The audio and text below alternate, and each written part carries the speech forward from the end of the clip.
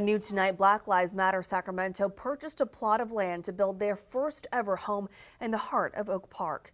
Once built, the goal is to turn it into a resource center and safe place for the Black community. And as ABC 10's Lena Howland found out, the land was paid for all by unsolicited donations. Yeah, I'm feeling really good about it. Tanya Faison, the founder of Black Lives Matter Sacramento, is working to lay new roots down for the Black community. We see a lot of performative gestures from the city and from the county to where we're not seeing actual change.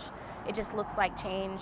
And I'm just sick of seeing that. I'm sick of experiencing that. I want to see actual change. After the police killing of George Floyd, which led to nationwide protests, her chapter received an outpouring of unsolicited donations from across the community. But after that, as the year went on, Sacramento homicide numbers started to surge. There started being a string of killings throughout Sacramento, intra-community violence. At that point, we wanted to start, impacting the community in a way that provides resources to the community. That's when they came up with the idea to use the donations to buy land and soon build a home meant to serve as a bit of a one-stop shop resource center and safe space for the Black community in the heart of Oak Park.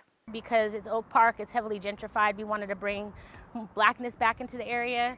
We were contacted by Grounded, and they said, we have a plot of land that this man is going to sell, and before we put it on the market, are you interested so that you don't have the competition?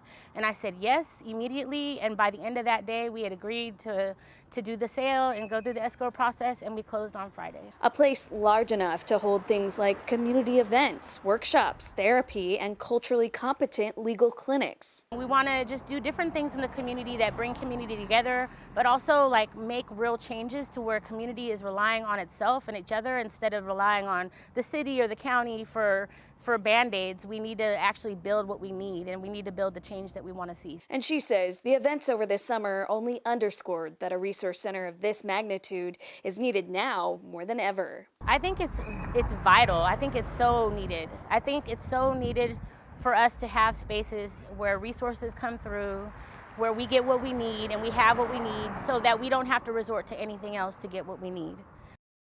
The project is still in its very early stages as they just closed on the land last week and plan to meet with architects next week. They are not releasing the location of the property just yet for security purposes.